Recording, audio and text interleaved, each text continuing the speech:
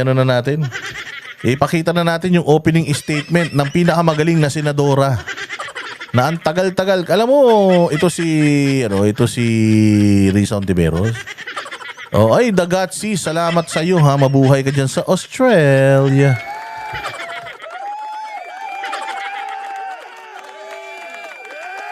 Oh, sabi nga, magpa-like pa, may sabay pa na mura. Oo. Pag like nyo, sabay murahin nyo tong mukha nito.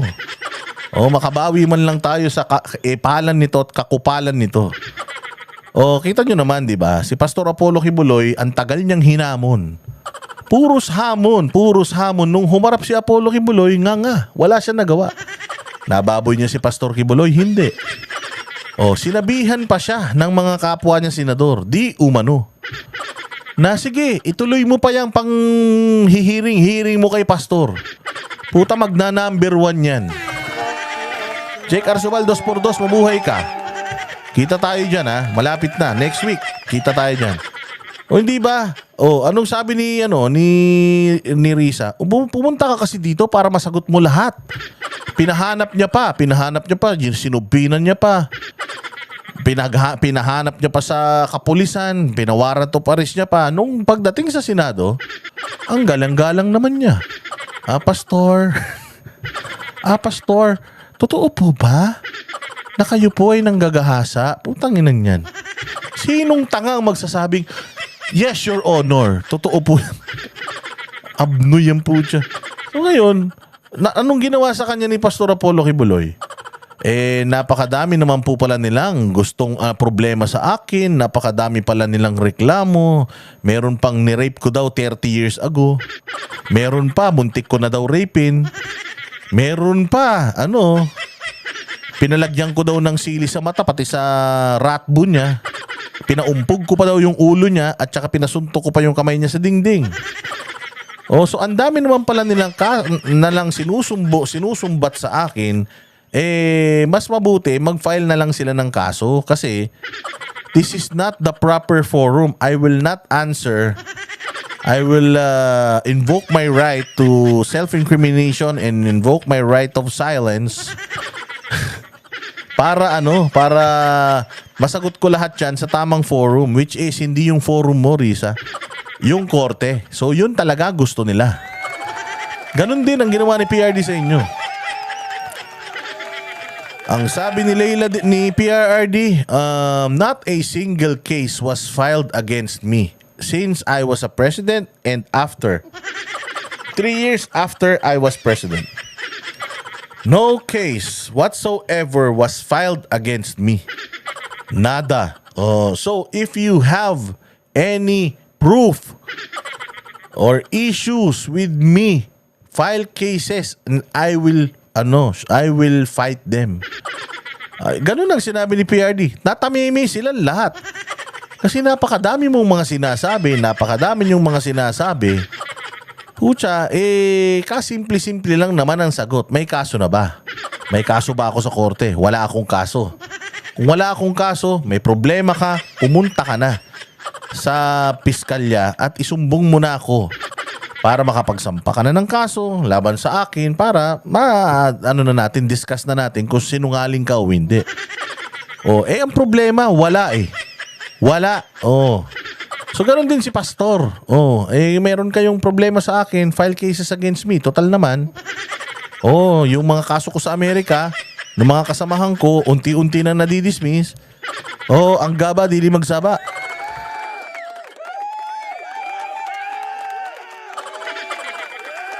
Diba? Sabi nito, konti lang pinagsamantalan ng mga amo. Daan lang, malay mo bukas. Ano na naman yan? Ba't yung anak ko na naman? Putang ina nyo talagang mga dilawan tae kayo, mga loyalistang mga bobo kayo ha. Binibigyan kayo dito ng pagkakataon na magpaliwanag. Sabihin ninyo kung ano yung maganda sa ginawa ni Risa Ontiveros tsaka ni De Lima. Gamitin nyo yung kapangyarihan nyo sa pagchat-chat para naman bigyan nyo kami ng magandang argumento. Hindi pwede magchat-chat kayo dyan, pati yung mga anak namin idadamay nyo. Pati yung mga, walang ganun. Kasi putang ina pang tanga yung ganyan eh. Kung gusto mo ng baboyan, ibigay mo sa akin yung bahay mo. Pupuntahan kita doon. Iihian kita sa muka sa harap ng nanay mo. Pero kung dito ka lang magkikinupal, magkikinupal ka lang dito, ayan, malay-alay-alay mo kay Kibs. Anong alay-alay, malay-alay-alay? Okay nang ina mo, bulol ka ba? Hoy, Lil Uzi. Tangina, bulol ka ba? Puta, bago ka nga mag-chat dito, siguraduhin mong marunong ka nang magsalita. Putang ina ka, hindi ka pa yata tuloy, nakikipag-away ka na.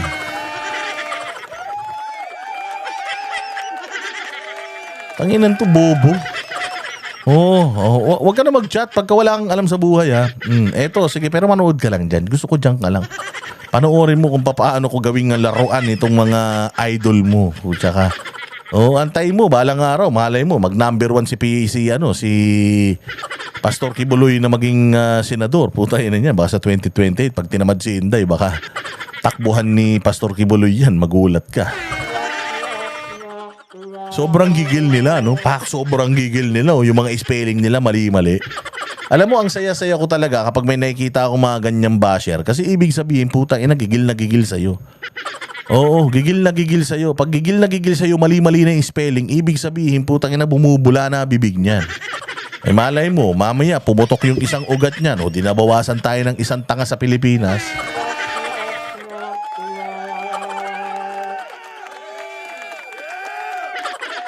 Di ba? Sige, pakinggan natin itong opening statement ng Peking Bisaya na si Risa Ontiveros. Sige, pasok. Nagpapasalamat ako sa ating chair dahil una nating maririnig ang kwento ng mga biktima. Putang ina, una nating maririnig ang kwento ng mga biktima. Nakala ko ba patayin na silang lahat? Bakit nyo maririnig? Ano yan, multo? Oy, Bembi Robin, Boss Dada, I'm not used to cursing, neither hearing it. But with you, it sounds so good. Kasi tama ka, I'm with you all the way. More power. Hindi naman ako pala mura. Pagka iba na presidente, mabait na tayo ulit. Pero kapag when you are dealing with stupid people, in order for you to prove your point, kailangan murahin mo mga hayop na yan. Kasi kapag hindi ka nagmura, parang walang challenge ba? Nakita niyo si PRD kanina? Ang sarap magmura pagkatapos na marinig mo si PRD na anliputang ina siya sa Senado. Mga senador nga, hindi siya pinigilan dahil that his way of expressing himself. So wag nyo na akong itama dahil ganito na talaga ako. Wala na akong pag-asa sa buhay, ganito na talaga ang bibig ko. Kaya pasensya na, pero deserve nyo naman. Kaya nga sabi ko sa inyo, hindi ako pwedeng maging kingdom citizen. Pag naging kingdom citizen ako, putya, ako ang magiging downfall ni Pastor Kibuloy. Bakit? Putya, matakin mo. Miyembro ako tapos satanas ako, si Pastor yung kalaban ng mga demonyo.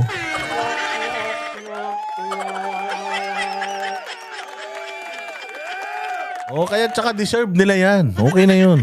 Mamura man lang natin yung mga bobo na yan, di ba? Ayun na nga. So sinasabi dito ni Ontiveros, masaya daw siya dahil sa wakas, for the first time, magsasalita na daw yung mga biktima. Akala ko ba, Risa Ontiveros, patay na yung mga biktima na yan? Ba't magsasalita pa sila? Ano yan? Mga multo yan? Ano yan? Mga espiritu yan? Mag-spirit of the glass ka dyan? Kampay ni Jesus, banat ba? Buisit ka. Magkausap lang tayo, di mo man sinabi aalis ka na. Ituturo kita sa mga pulis. Sabihin ko, nandun, nakakampay ni.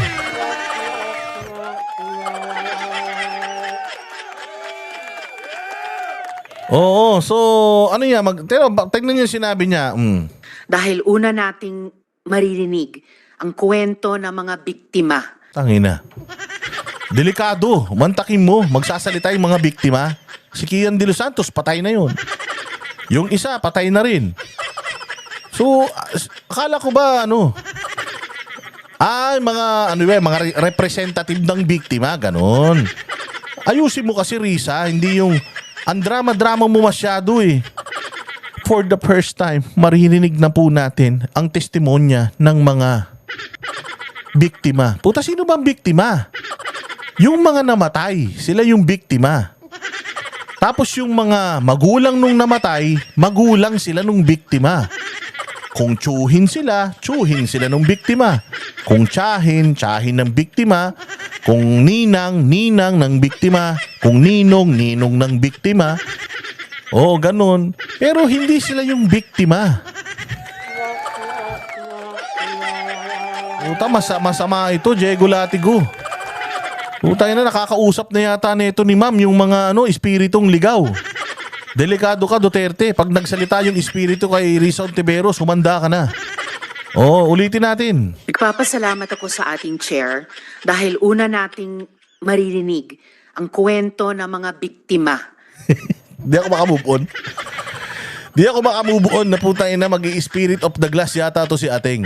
Iba talaga yung mga dilawan, no? Nung nakaraan, punong-puno yung wall ko sa Facebook. Ang sabi nila, si Leni Robredo daw, ang liwanag sa dilim. Putang ina, sabi ko, kailan pa naging glow in the dark si Leni Robredo?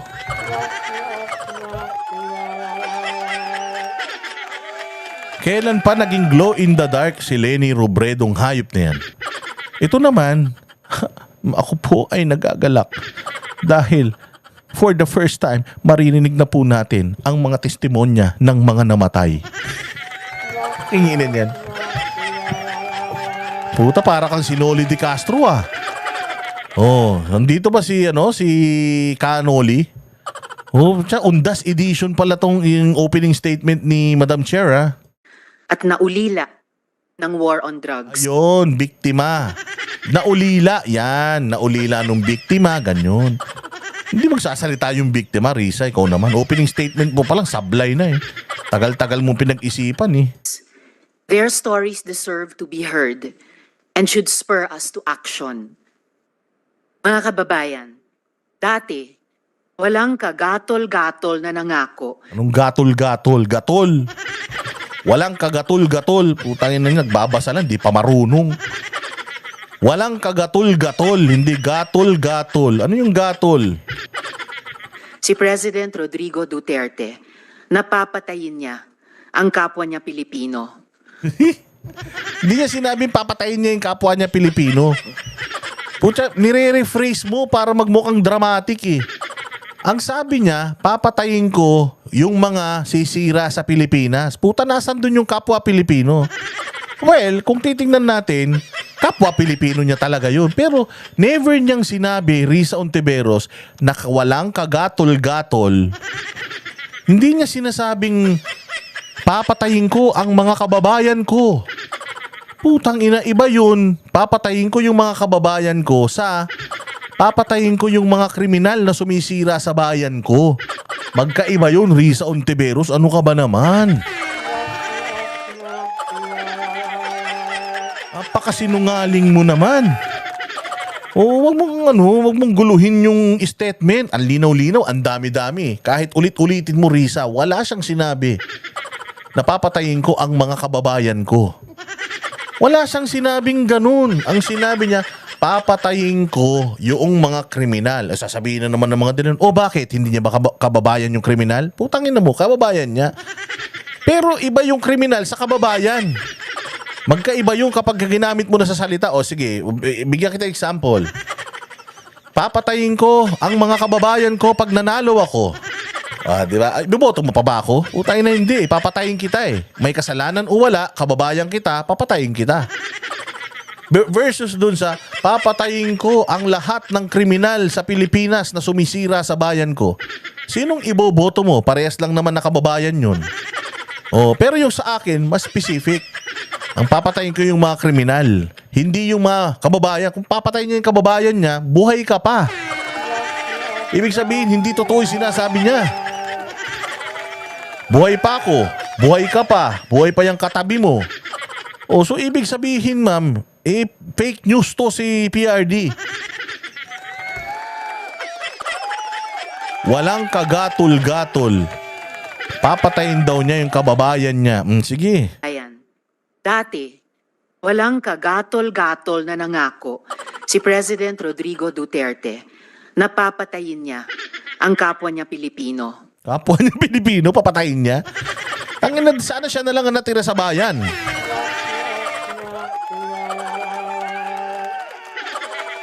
Sana si Duterte na lang mag-isa natira sa Pilipinas. Kung papatayin niya lahat ng kababayan niya. Putsang hirap naman nun. Ang daming mapupuno purinarya nun pag pinatay niya lahat ng kababayan niya. Ewan ko rito kay Risa. Sige, ano pa? Mga ama, ina, anak, magkakapamilya at magkakapitbahay, mga journalist, mga Tagina. Papatayin daw ni Duterte yung mga ama, mga anak, mga kapitbahay.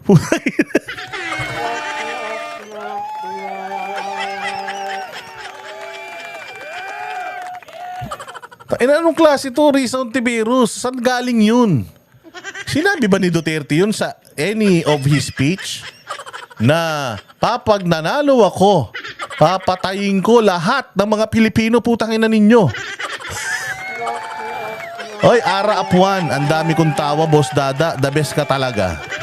Ganun ba? Hindi, inaano ko lang naman. Inaano ko lang naman to. Hindi mapapamura ka kasi talaga sa mga pinagagagawa ng mga to eh. O, sobrang basura eh. Papatayin niya lahat ng journalist. Sana wala nang nag-cover dyan.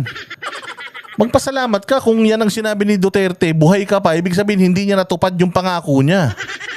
Oo, at magpasalamat ka, hindi niya tinupad yung pangako niya. Kung tinupad niya yun, si Duterte na lang mag-isa sa Pilipinas. Specific eh. Papatayin niya ang lahat ng kababayan niya. Nanay, tatay, ate, kuya. Pati yung chismosa mong kapitbahay. Ito manluloko, no? Oy, sobrang manluloko mo. Yung sasabi mo. Sige. kritiko. Alang-alang niya Pilipino. Mga ama, ina, anak, magkakapamilya at magkakapitbahay. Tangina, ubos, no?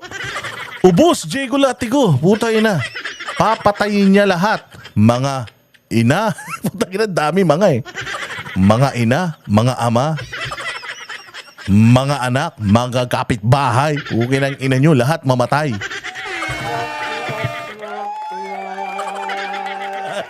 Gaga, puta. Luka-luka. Sinasabi mo, wala naman sinabi si PRD na ganun eh. Tangina niya, araw-araw ako nakikinig eh. Ulitin natin ha kung ano yung mga papatayin ni PRD. And should spur us to action. Mga kababayan, dati, walang kagatol-gatol na nangako si President Rodrigo Duterte na papatayin niya ang kapwa niya Pilipino. Mga ama, ina, anak, magkakapamilya at magkakapitbahay, mga journalist, mga kritiko, alang-alang sa baluktot na pagkakaintindi niya. Tangina, ikaw ang baluktot eh. Ang linaw-linaw nung sinabi ni Duterte. Ang sinabi ni Duterte, pag sinira nyo ang bayan ko, papatayin ko kayo. Di ba ang ganda nga nung commercial niya? Mga kababayan, malapit na ang Pasko, kaya meron akong gustong bigyan ng mensahe. Kayong mga kriminal, kapag itinuloy nyo yung mga ginagawa nyong kahayupan, huling Merry Christmas nyo na to. Kalinaw-linaw dun. Wala siyang sinabing mother, father, brother, sister.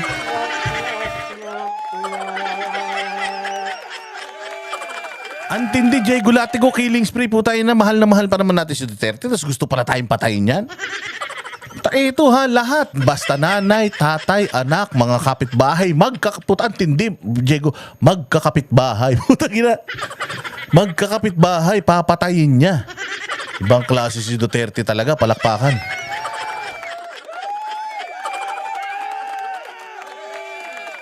Tapos ang sabi niya, nasayang ang boto natin kay PRD. Mantakin mo, binoto natin si PRD, papatayin pala tayo lahat. Tayo na yan, kaya pala pag umiinom kami nila PRD, isang shot pa lang nahihilo na ako. Baka nilalason ako nun. Kaya pala gustong-gusto niya. Nung huling nag-inuman kami nila PRD, meron siyang alak na may ganito pa. Sabi niya, akin na yung tira ko dyan, akin na yung tira ko. Boss Dada, dito ka sa tabi ko. Pag upo ko sa tabi niya, Ito, tara, hatiin na natin to. Hinati niya sa amin ni Banat Bay yung laman ng alak. Si Jay Guevara, si Coach Oli, tsaka si Master Judea, di niya nilalagyan ng alak. Tangin na, baka kami ni Banat Bay ang plano niyang patayin ah. Tapos sabi niya, maglabas ka pa ng isa para meron silang ilagay. Ako, to, hati-hati na tayong tatlo. Pucha, pag inom ko nun, nahilo ko kagad. Siguro, hindi makalan yun. Mahal yun eh. Ang sarap nung makalan. Diego Latigo, putang ina, pag uminom ka ng makalan, para kang uminom ng tubig. Ang smooth. Mas smooth pa sa mukha ni Risa Ontiveros.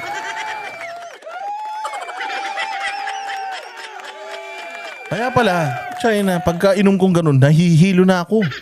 Palagay ko, baka isa rin kami sa mga gustong patayin ni ni Duterte. Parang naniniwala na ako dito kay Risa. Mantakin mo, nanay, tatay, magkakapitbahay, magpipinsan, maglolo, lola, sanggol, lahat.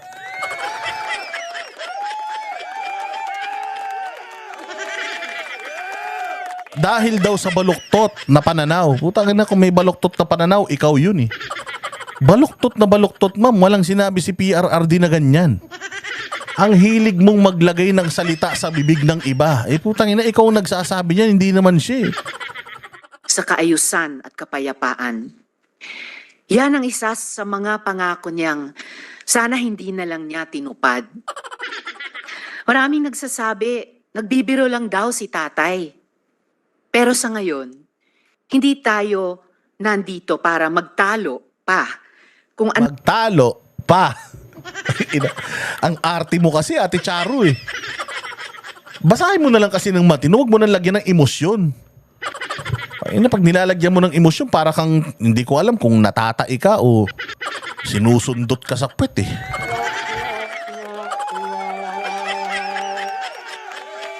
Para kang babaeng abalos. Para kang babaeng abalos. Putang ina, pwede naman sabihin ng maayos. Umiiyak. Nung ibig niyang sabihin, sa libo-libong beses na sinabi ni President Duterte na papatayin niya tayong mga Pilipino. Papatayin niya tayong mga Pilipino. Putang inang plataforma yan. Ako, si Rodrigo Duterte, tumatakbong presidente. Pag nanalo ako, papatayin ko kayong lahat. Kami lahat, sir? Oo, lahat kayo. Putang ina, para matanggal ang krimen dito, ako lang ang matitira mag-isa.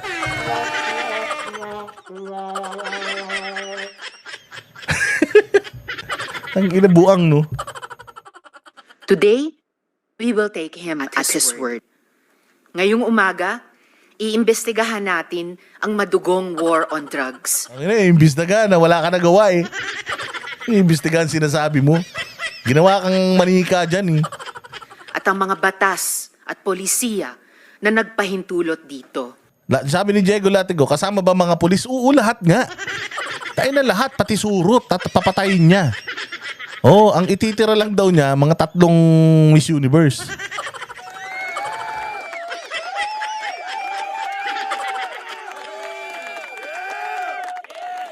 Malaking bagay po ang partisipasyon ni dating Pangulong Duterte bilang chief architect ng giyerang ito. Kulang ang anumang investigasyon kung hindi siya tatanungin. Yun na, tinanong mo na. Putang ina mo. Tinanong mo siya. Last question. Puto sabi niya, yun na yun. Last question na. Puta hindi, wag kang aalis. Dito tayo hanggang 4 o'clock. Hanggang 4 o'clock kasi aantukin ako mamaya pang madaling araw. Kaya kung ako sa'yo, magstay ka dito. Putang ina, tumakas ka. Hindi ka nga nagpaalam eh. Tangina, para kayong mga magnanakaw na bigla na lang kayo umalis nila de Lima. Hindi ko alam kung saan kayo nagpunta. Tangina, 3 stooges kayo eh. So para tanungin siya, nandito tayo para tanungin siya.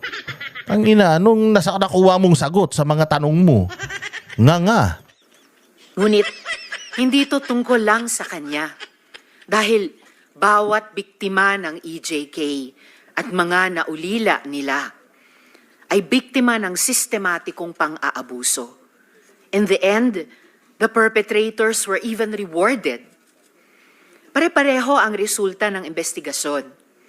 May organized kill list, summary executions, may mga aligasyon ng planted na ebidensya. O, ano nga, may kaso nga. Nagsampa ka ng kaso. Nagsampa ka na ng kaso kay Duterte. Pag nagsampa ka na ng kaso, maniniwala kami sa'yo. Tagal-tagal mo na senador. Hanggang ngayon, hearing ka ng hearing. Wala naman kayong kasong na isasampa. Pangalawang term mo na. Hanggang sa nabalot na ng takot ang mga barangay natin. Mga nanlaban daw kasi yan. Diego Latigo, yung bang barangay nyo nabalot ng takot? Tangina, ang galing nito. Naging spokesperson siya ng lahat ng barangay sa buong Pilipinas. Nabalot daw ng takot ang lahat ng barangay. Mababalot lang ng takot yung barangay kung putang ina puro sila mga adik. Ang linaw naman ng napakalinaw ng programa, napakalinaw ng mensaheng binibitawan ni PRD. Kapag ka-adik ka, mag-ingat ka. Ngayon, kung hindi ka adik, hindi ka kriminal, puta ina, gusto mo, ipagheli pa kita.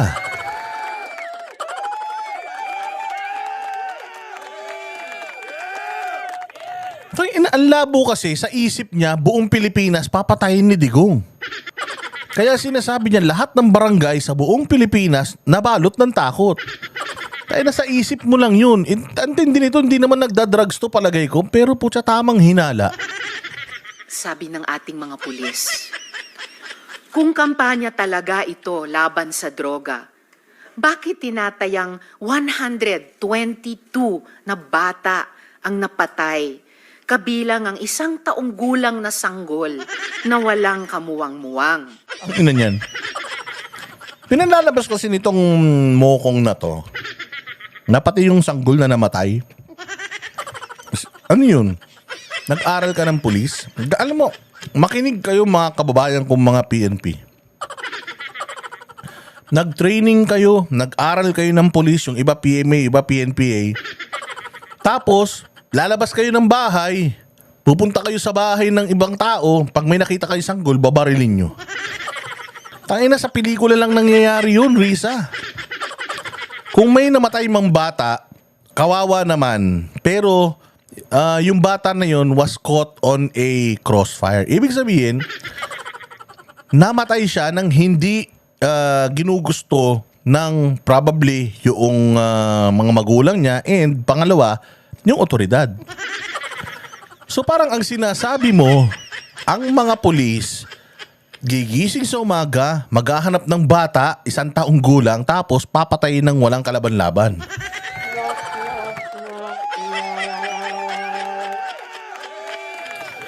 Di ba ganun yung tema nung opening statement mo, pang siraulo eh.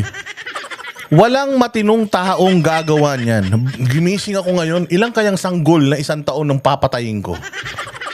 Ay na, sigurado yan, namatay yan, tinamaan ng ligaw na bala, o kaya buntis yung nanay, natamaan sa tiyan dahil nanlaban, o kaya yung asawa, nanlaban, may dalang baril, nagpaputok, tapos gumanti yung mga pulis, natamaan sila. Hindi sila pinatay na patayin ko yan. Baby, wow. Hindi ba yun? So dapat kayong mga pulis, magsalita kayo dito. Ma'am Risa, wala namang pulis na papatay ng 1 taong gulang ng gusto niya. Meron si unintentional, sabi nga ni Diego Latigo, unintentional, hindi namin kagustuhan lahat yan. Yung bala, di mo naman makokontrol yan. Pag lumabas na yan sa baril, hindi naman di-remote yan. Hindi mo naman pwedeng utusan yung bala na wag mong tamaan yung anak ha. Yung tatay lang. Boom! Ganon. Hindi yung ganon, Risa.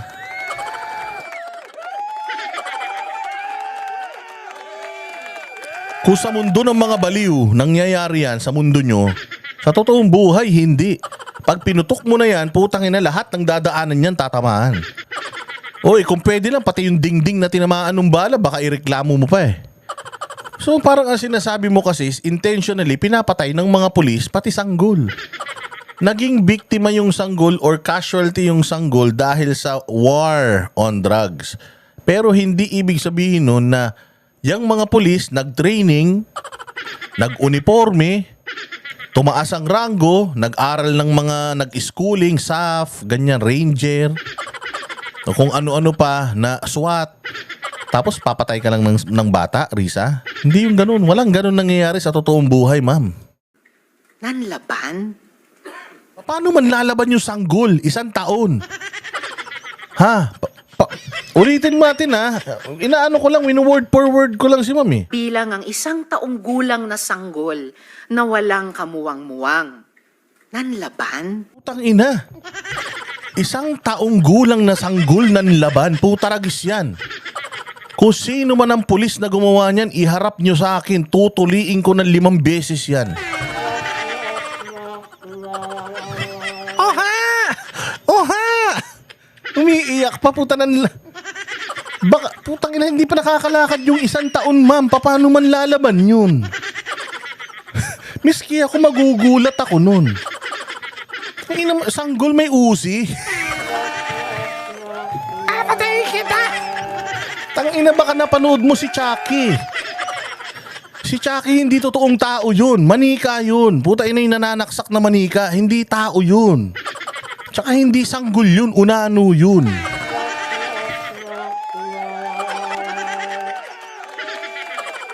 Tangina, tiyanak. Tiyanak. Na ibang klase. Baka si Lil Uzi yan. Yung tangang subscriber dito. Risa Ontiveros, 1 taon ng laban. Putang ina. Sinong tangang gagawa sa report niyan? Namatay yung bata. Cause of death. Bala sa ulo. Bakit? Nanlaban. Putang ina, nanlaban yung sanggol.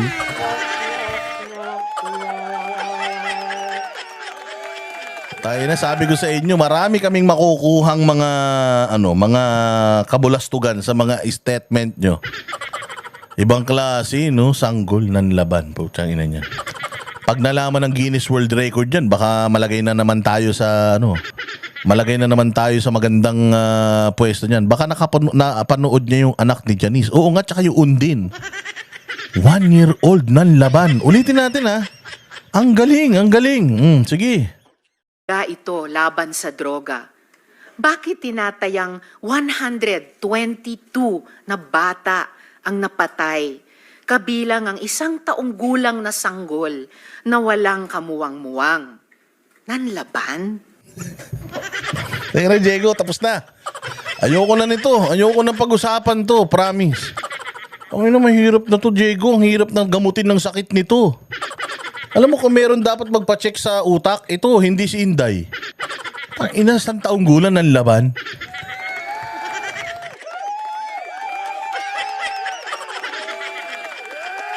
Ay, putang ina, sige na, ituloy na natin para matapos to, Risa. Ay, naku, saan ka ba nag-aral? Tangina niyan, yung sanggol, 1-year-old, nanay ba to? Nagkaanak ba to? May anak naman siguro to. Yung 1 taon na bata, tayo na gumagapang pa lang yun. Paano nang laban yun? Napagkita ng pulis, hinabol siya? Tayo na, baka anak ni Janice nga yun, tiyanak yun.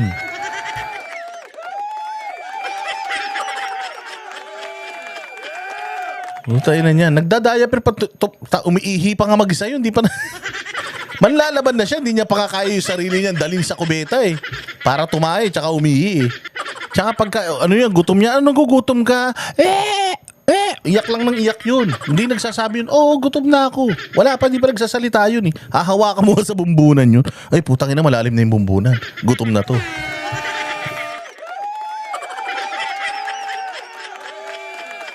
Putay na, hindi pa nga yan marunong magtimpla ng sarili niyang gatas eh.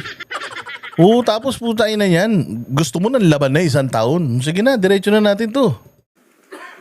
Yung 32 na namatay sa Bulacan sa loob ng iisang gabi noong 2017, lahat ba yun nanlaban? Talaga? Lalaban yun. Putang ina, 1 taon nga, nanlaban eh.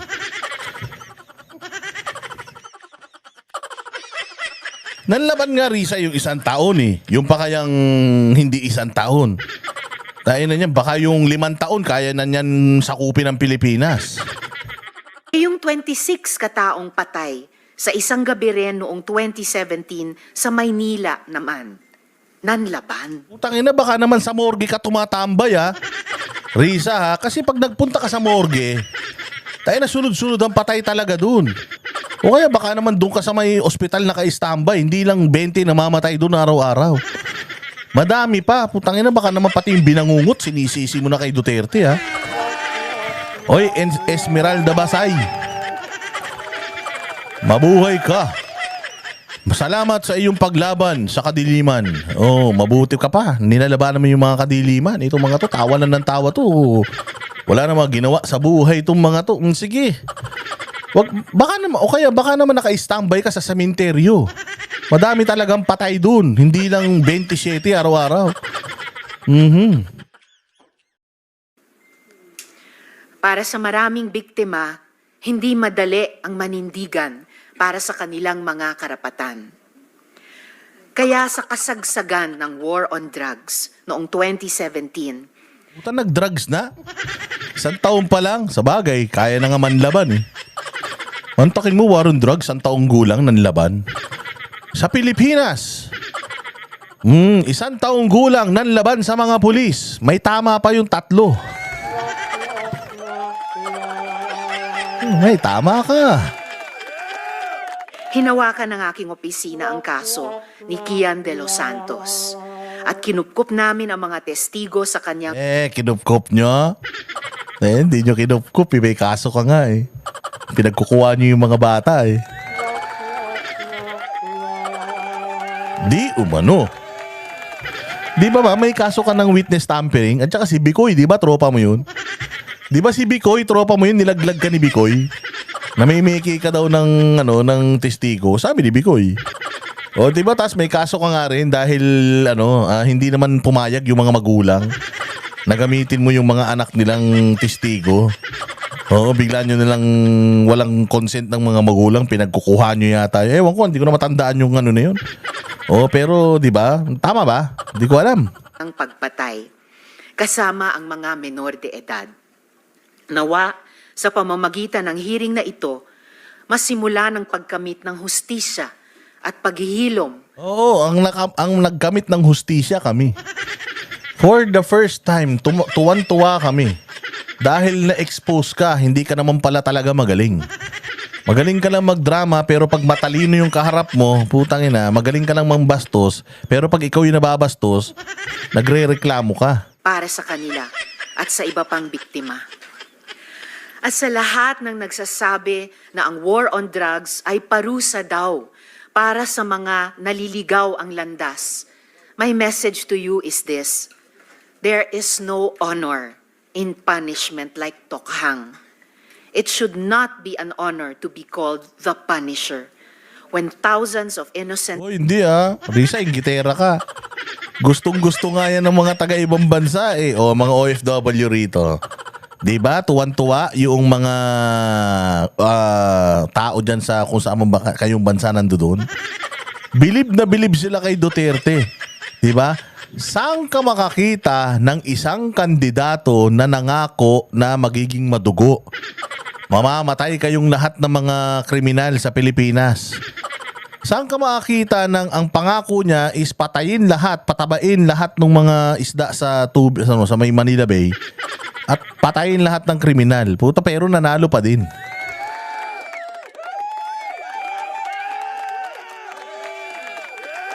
At nung nanalo tayo, eto, gigil na gigil ang mga loko.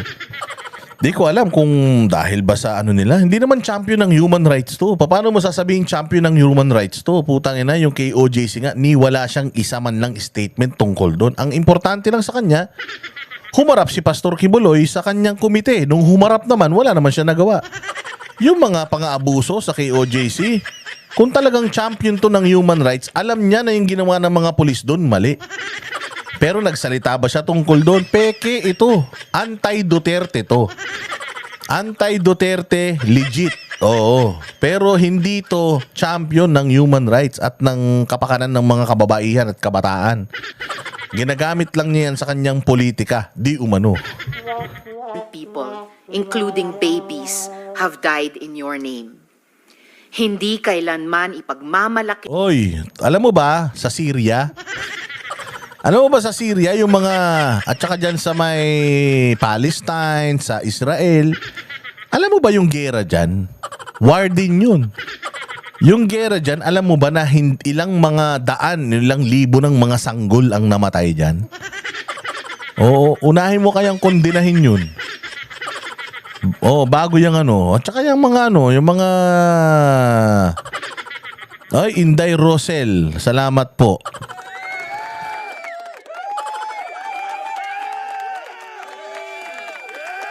Ay, nako. Boss, change topic na. Sabi ni Francis, putang ina, mas marunong ka pa sa akin. Ha? Tatay ba kita?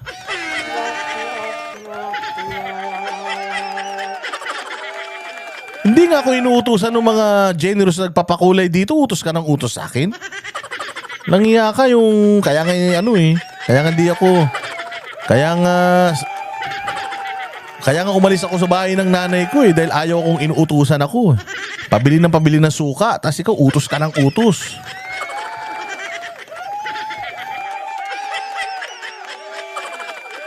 Sabi ni Francis, kaurat si Risa, puta maghanap ka ng topic na iba. Meron dyan, Nickelodeon, Looney Tunes. Punta ka dun, maraming ibang topic dun kayo talaga.